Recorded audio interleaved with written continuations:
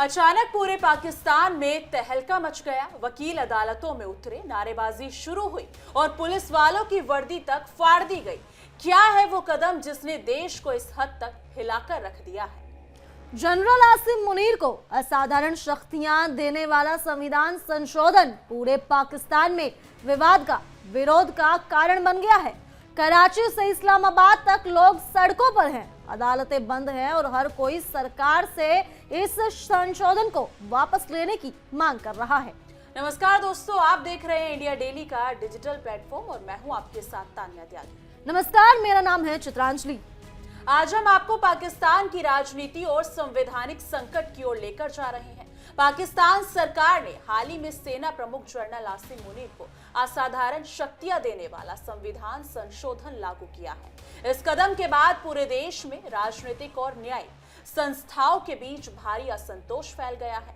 विपक्ष, वकील और न्यायिक विशेषज्ञ इसे सीधे तौर पर लोकतंत्र और न्यायपालिका पर हमला मान रहे हैं। वो इसे सुप्रीम कोर्ट की शक्तियों को कमजोर करने और सेना को सर्वोच्च अधिकार देने की कोशिश बता रहे हैं।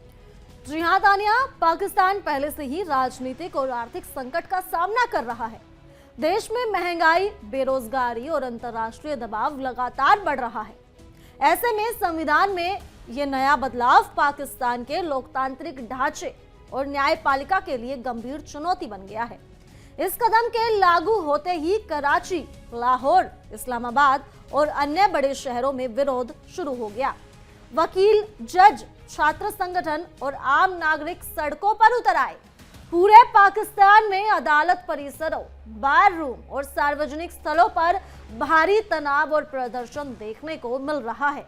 संविधान में किया गया ये 27वां संशोधन नई संस्था जैसे कि एफसीसी, फेडरल कॉन्स्टिट्यूशनल कोर्ट कहा जा रहा है, को सर्वोच्च न्यायिक अधिकार देने का प्रावधान करता है। इसका मतलब ये हुआ कि सुप्रीम कोर्ट की भूमिका लगभग समाप्त हो जाएगी और इसके स्थान पर एफसीसी देश की सबसे ऊंची न्यायिक संस्था बन जाएगी। विरोध करने वाले लोग कहते हैं कि इससे सेना समर्थित संरचना बन जाएगी और लोकतंत्र और नागरिक अधिकारों को गंभीर नुकसान पहुंचेगा।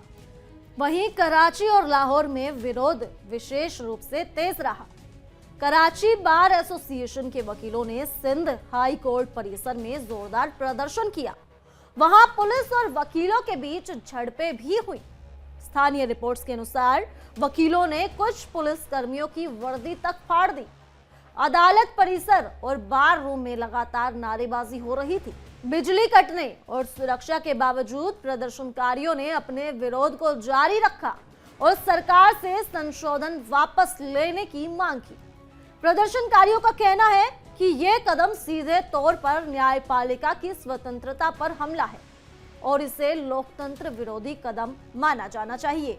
बिल्कुल, यहीं पर विशेषज्ञों का कहना है कि ये कदम सीधे तौर पर पाकिस्तान के लोकतंत्र और संविधान को कमजोर करता है। सरकार ने सेना प्रमुख को असाधारण शक्तियां देकर सुप्रीम कोर्ट के प्रभाव को कम करने की कोशिश की है। यही कारण है कि विरोध इतना व्यापक और तेज हुआ। इसके कारण न्यायपालिका और संवैधानिक संस्थाओं की स्वतंत्रता पर गंभीर खतरा मंडरा रहा है। विरोध शुरू होते ही दो वरिष्ठ जज अतहर मिनहल्ला और मंसूर अली शाह ने इस्तीफा दे दिया। वकीलों ने पूरे हफ्ते की हड़ताल की घोषणा की, जिससे अदालतों का कामकाज लगभग ठप हो गया है। विरोध केवल वकीलों और जजों तक सीमित नहीं है। बार एसोसिएशन, छात्र संगठन और आम नागरिक भी सड़कों पर उतर आए हैं। उनका कहना है कि यह संशोधन सेना को सर्वोच्च शक्ति देने वाला है और इससे लोकतंत्र कमजोर होगा। कराची, लाहौर, इस्लामाबाद और अन्य बड़े शहरों में पुलिस और प्रदर्शनकारियों के बीच कई जगह झड़पें हुई हैं। कई पुलिसकर्मी मामूली रूप से घायल हुए।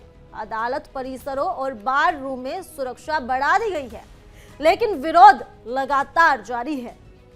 नई संस्था एफसीसी को सुप्रीम कोर्ट की जगह सर्वोच्च न्यायिक अधिकारी दिए जा रहे हैं। इसका मतलब ये हुआ कि संसद, राष्ट्रपति और सुप्रीम कोर्ट की पारंपरिक शक्तियां प्रभावित होंगी। विरोध करने वाले लोग कहते हैं कि ये कदम सीधे तौर पर देश की न्यायपालिका की स्वतंत्रता पर हमला है। विशेषज्ञों का कहना है कि अगर ये संशोधन लागू रहता है तो पाकिस्तान की न्यायपालिका अब तक का सबसे बड़ा झटका झेल सकती है। संवैधानिक और न्यायिक व्यवस्था खतरे में पड़ सकती है। अदालत परिसरों में स्थिति बहुत ही ज्यादा तनावपूर्ण है। कराची और लाहौर में सुरक्षा बढ़ा दी गई है, लेकिन वकील और न्यायिक अधिकारी लगातार विरोध कर रहे हैं।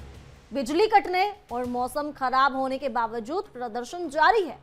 यह विरोध अब केवल अदालत परिसरों तक सीमित नहीं है, बल्कि पूरे देश में फैल चुका है। विपक्ष का कहना है कि यह कदम सेना और सर्वोच्च शक्ति देने वाला है और लोकतंत्र के लिए गंभीर खतरा है।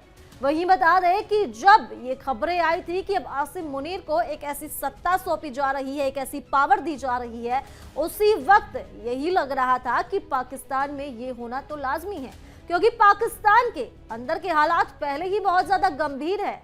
वहां पर भूखमरी है, महंगाई है, लोगों को अनाज नहीं मिल रहा, लोगों को आटा नहीं मिल रहा, और ऐसे में आसिम मुनीर को जो पावर दी जा रही है उससे ये सब कुछ होना तो बनता ही था। तो ऐसे में अब पाकिस्तान किस तरह से इस सिचुएशन से लड़ता है, कैसे इस गंभीर स्थिति से बाहर आता है, ये तो अब आने वाला वक्त ही बताएगा। बिल्कुल, सरकार का कहना है कि कदम राष्ट्रीय सुरक्षा और संस्थागत स्थिरता के लिए जरूरी था। उनका दावा है कि जनरल आसिम मुनीर को अतिरिक्त शक्तियां देने का उद्देश्य देश की सुरक्षा बनाए रखना है। लेकिन वहीं विपक्ष और विशेषज्ञ इसे सिर्फ बहाना मानते हैं। उनका कहना है कि असली मकसद सुप्रीम कोर्ट और लोकतांत्रिक संस्थाओं की शक्ति को कमजोर करना है। विरोध केवल अदालत परिसरों तक सीमित नहीं है। सड़कें, बार रूम और सार्वजनिक स्थल भी प्रदर्शनकारियों से भरे हुए हैं। नागरिक और वकील लगातार नारेबाजी कर रहे हैं और सरकार से संशोधन वापस लेने की मांग भी कर रहे हैं। देश भर में विरोध इतना व्यापक हो गया है कि प्रशासन को अदालतों और सार्वजनिक स्थलों में सुरक्षा बढ़ानी पड़ी है। कई जगह पुलिस और प्रदर्शनकारियों के बीच झड़पें भी हुई हैं। प्रदर्शनकारियों ने बिजली कटने और सुरक्षा के बावजूद अपने विरोध को जारी रखा। वहीं विरोध में शामिल लोगों का कहना है कि यह सिर्फ संविधान का मुद्दा नहीं है, ये लोकतंत्र, न्यायपालिका की स्वतंत्रता और आम नागरिकों के अधिकारों का भी मामला है। इसलिए पूरे पाकिस्तान में बार एसोसिएशनों, छात्र संगठनों और आम नागरिकों ने अपनी आवाज उठाई है। कराची, लाहौर, इस्लामाबाद, पेशावर और अन्य शहरों में प्रदर्शन अब लगातार बढ़ रहे हैं। विशेषज्ञों का कहना है कि यदि ये संशोधन लागू रहता है तो पाकिस्तान की न्यायपालिका और संवैधानिक संस्थाओं पर स्थायी असर पड़ेगा। देश की लोकतांत्रिक प्रणाली खतरे में पड़ सकती है। कई अंतर्राष्ट्रीय संगठन और मीडिया भी इस कदम की निंदा कर रहे हैं और इसे लोकतंत्र विरोधी बता रहे हैं। कुल मिलाकर पाकिस्तान में संवैधानिक संकट गहरा गया है। जनरल आसिम मुनीर को दी गई असाधारण शक्तियों के खिलाफ देश भर में विरोध हो रहा है। यह संकट पाकिस्तान की लोकतांत्रिक और संवैधानिक स्थिरता के लिए एक बड़ी चुनौती बन गया है। विरोध अब सिर्फ अदालत परिसर तक ही सीमित नहीं है। सड़कें, बार रूम और सार्वजनिक स्थलों में जनता और वकीलों का दबदबा देखने को मिल रहा है।